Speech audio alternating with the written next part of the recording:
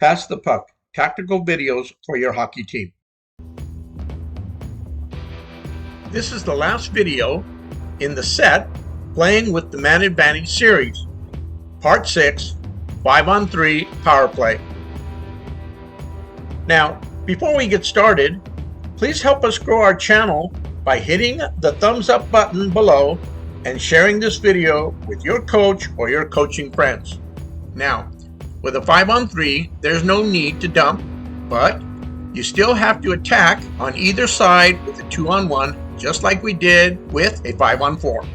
However, having said that, it should be easy to enter the attacking zone due to less players on the yellow team. But if I were the other coach, I wouldn't make it easy for the other team to penetrate the zone. I would stay in an aggressive mode until they set up in the zone. So, to stay in the aggressive mode, I would move 2 players to overload the oncoming player with the puck. If I were coaching the green team, I would also penetrate the zone on the near side. My goal would be to set up behind the net as quick as possible. So, as my green right winger heads behind the net, I want my green centerman rushing into the slot area. At the same time, the green left winger is throwing the puck behind the net. So by the time the puck gets to the green right winger behind the net, I want my green centerman arriving into the slot. Then it's just a simple timing pass and into the net. Improv time. Now, this shot is a timing thing. So I recommend that you practice this over and over again so that you get the timing down.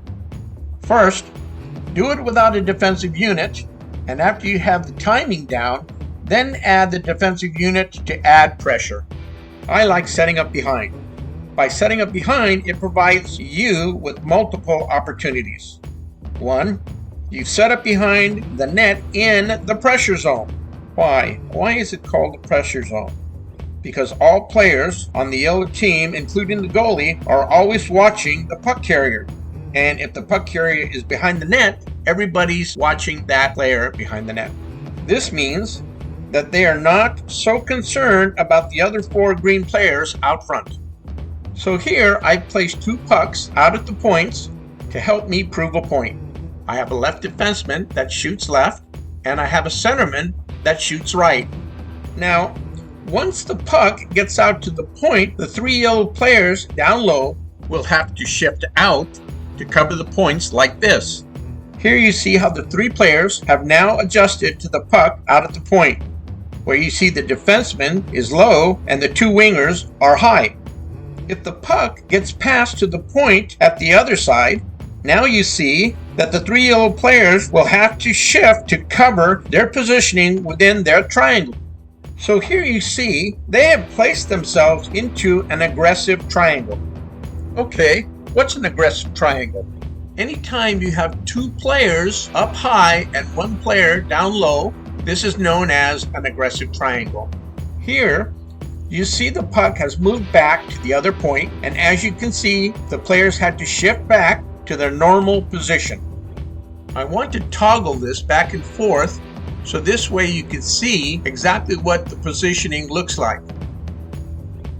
So here, you see that the 3 players have to adjust again to cover the side where the puck is.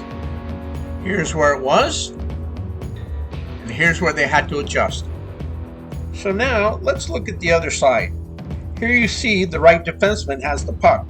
The whole purpose of this player movement is to minimize the distance players have to move to adjust to protect their center slot area. Let's look at the other side again. So you can see when the puck is out from behind the net, it really makes it easier for the other team to protect their territory with an aggressive triangle. Now here, you've seen the yellow team using a passive triangle, which I like. It could be a little easier to score a goal, but only from the points. In a passive triangle, you will always find 2 players low and 1 player high. If the puck goes to the other point, the player at the top in yellow will have to adjust a little bit to the point man. You will see here that if the puck is moved with a D-to-D pass, the top yellow player will have to move like crazy. He's got a pretty much long distance to go. So if you can get the top yellow player moving back and forth, you're going to get him tired from all that moving. But now you can take that shot with a one-timer due to the stick placement of the players out at the point. Here you see that the shot is on the forehand. Now, when you do the one-timer, both players should be facing each other during the pass. The pass needs to be centered between both legs on the ice for a great one-timer. If the puck is off-centered from between the legs towards the blue line, the shot will be hard and low. Now, if the shot is off-centered towards the balancing leg, the shot is going to be higher. What's so cool about a one-timer is that the shot is always taken on the leg that is holding all of the weight of the body. By placing all of the weight on that one leg with a little more knee bend will allow you to also add more pressure to the stick shaft to allow a greater flex bend output. So let's talk about a technique known as the umbrella with a passive triangle. Now here you see the green right winger has moved up to the top of the umbrella. And you will notice that the top yellow player within the passive triangle doesn't have to move very far when they make a pass within the umbrella, as you see here. Now, some coaches like to place the other two players in front to screen the goalie or to get the rebounds. And some coaches like to place the other two players in a row, hence the name umbrella. However, for me, I like setting up behind. Why? Because it provides less movement of the yellow defensive triangle. It freezes the two bottom players close to the goal line. Now, before we go any further, let's review a concept that we covered in video 10. So let's show this several times. Now, the hand with the puck is to represent the player behind the net with the puck. The other hand is to represent the legs of the player at the goal line. You see, the player at the goal line doesn't know when the player will pass the puck through his legs due to closure rate. So I'm hoping you got a better understanding about how closure rate works. By setting up behind, you have, in my humble opinion, a greater ability to score goals, whether it's 5-on-4, 5-on-3, and in fact 5-on-5. I have won many championships by setting up behind. Now, because of closure rate, you can take advantage of the two yellow players standing on the goal line. Now, depending upon what side the puck is behind the net, that tells which player is going to pass and which player is going to shoot. Now, if the pass goes to the left winger here, then the right defenseman over here rushes into the slot area for the one-timer shot. And vice versa, if the puck comes here to the right defenseman, the left winger is going to rush in here for the pass and the one-timer shot. Now, if the puck doesn't pass to the left winger or the right defenseman, then the pass goes to the player coming into the slot. Now, this is very important. You're going to have to practice this next play over and over and over again so that you get it down so that the shot goes right into the net. So, if the puck is on the left side behind the net, the puck will go to the left defenseman entering the slot. When the puck connects with the stick blade, a quick snapshot is performed. And if the puck is on the right side of the net, then the centerman out at the point rushes into the slot area. Now, as the centerman moves into the slot area, the right defenseman moves out to cover his zone. And once the shot is taken, then the centerman is going to cycle back out into this position. And the same thing goes for this side.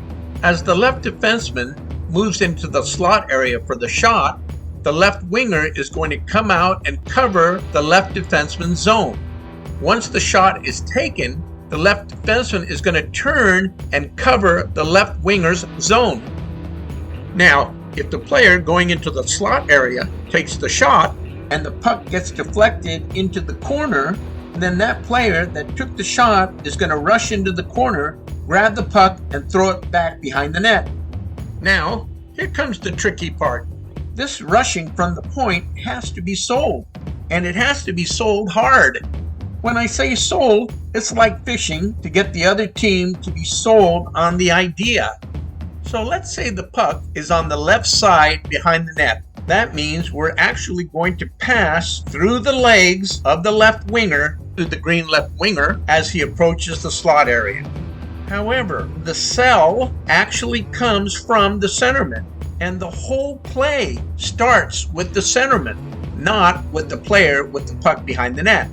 So as the green centerman rushes towards the slot, it's going to get the yellow right winger to approach the green centerman, leaving the other side open for the left defenseman to get in there and release the shot. Now, if the puck was on the right side behind the net, the same tactic goes where the left defenseman starts the play. By having the left defenseman rush into the slot area, it's going to pull the yellow right winger towards the green left defenseman, allowing the centerman to rush in there and get the shot off. Now, if the puck is passed out to either player on either side in the slot area and it misses their stick blade, the puck is going to come out, but the two players down low cycling into the upper zones can keep that puck from going out of the attacking zone. This concludes our video on Playing with the Man Advantage, Part 6, 5-on-3 Power Play. In our next video, we're going to talk about the neutral zone trap. Check out our other videos on our YouTube channel at youtube.com/Pass the Puck. Please like, follow, and share. Until next time, be safe.